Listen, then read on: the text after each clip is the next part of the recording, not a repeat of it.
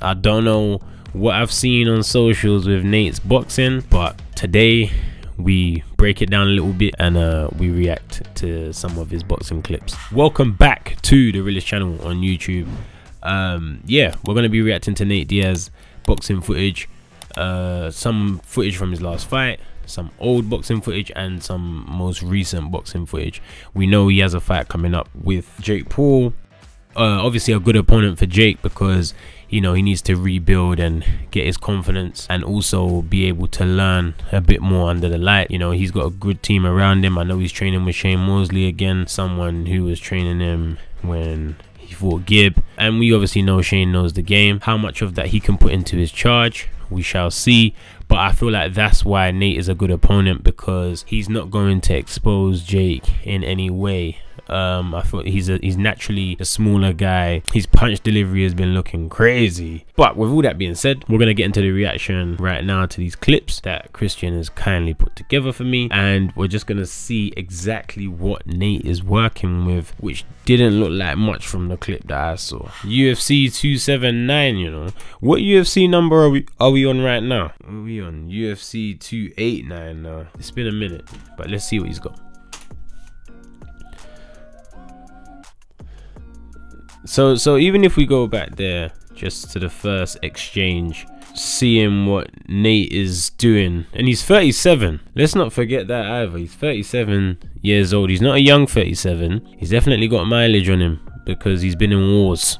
He's been in battles. He's been in wars, and that can be jiu-jitsu and MMA fights. So here he is. So you see he lands like a double slap. Backhand,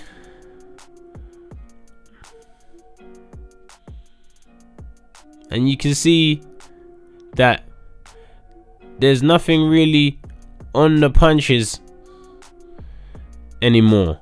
He used to be sharper, but obviously age, and he's battle worn. So you can see he's a southpaw.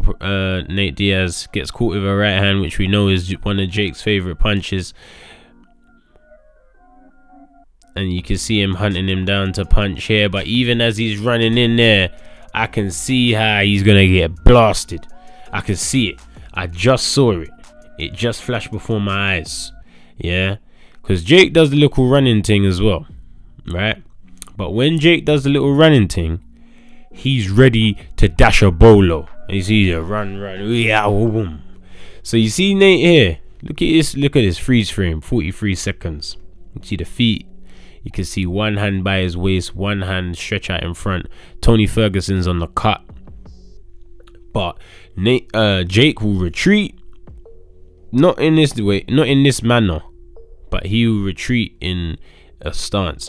And as Nate's trying to follow up with some sort of attack, boom, you're gonna get hit right there. You know, there ain't gonna be no time to look outside the cage and that. And I just don't know how much damage Nate can do with a 10-ounce glove. UFC use 4 ounces. Obviously increases the chance of damage, increases the chance of knockout. With boxing gloves, I don't know how much he's gonna be doing. Now we're gonna go back in time a little bit. I don't know how far back this is, but this is older footage of Nate Diaz boxing, and let's just have a little butchers at what he's showing us.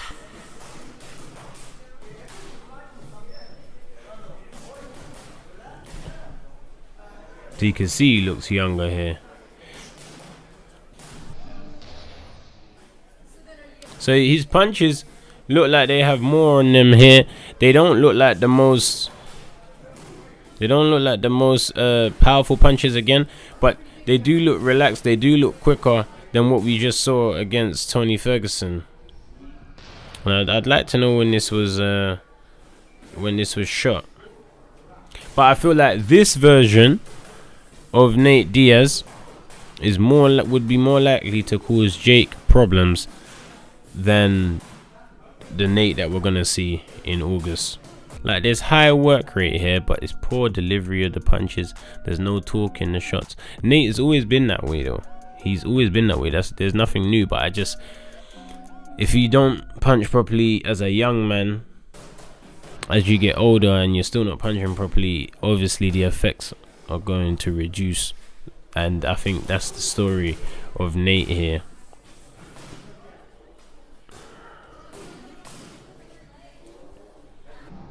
Like, but it was a lot sharper, you know. Look, this ain't bad.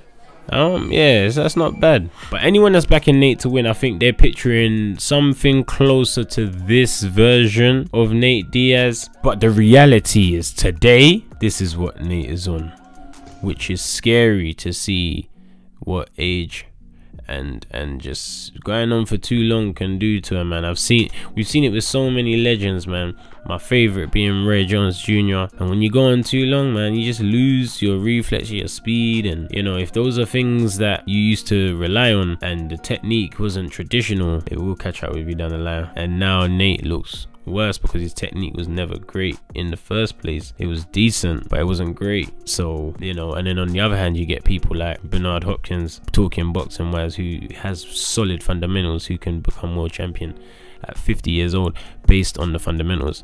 So it's yeah, it's an interesting one. But I've seen this clip, it hurt my eyes, but I'm gonna watch it again.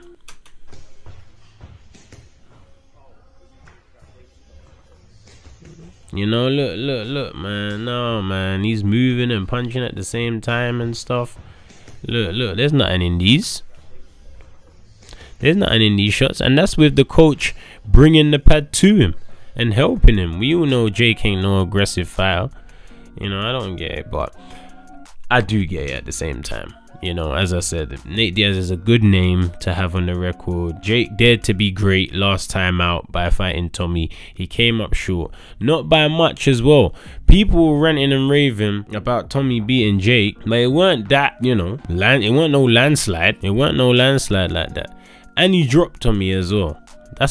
He dropped him in that last round. I see the clip again the other day. He definitely jabbed him and man fell. I don't know what else is classified as a knockdown. But yeah, Jake is I think he's gonna piece up Nate. I say that explicitly right now on the Realist channel. Jake pieces up Nate, and I think he KOs him within 3 rounds. That's my prediction. Jake Paul knocks out Nate Diaz within 3 rounds. Make sure you head to myprotein.com. Impact Week is still happening right now. Sales are going up to like 80% off almost everything. So make sure you head to the website and grab your bits and pieces. The jumper I'm wearing right now, can't really see it properly, but this is my yoga instructor's clothing. Zen Gem Yoga actually used to be my client before I started training any YouTubers or anything, and life's gone around full circle, and now she coaches me with yoga and everything. So she's launched some clothing, really like it. Go check her page. Yoga retreats, holidays, everything, she's got them. So go check her out.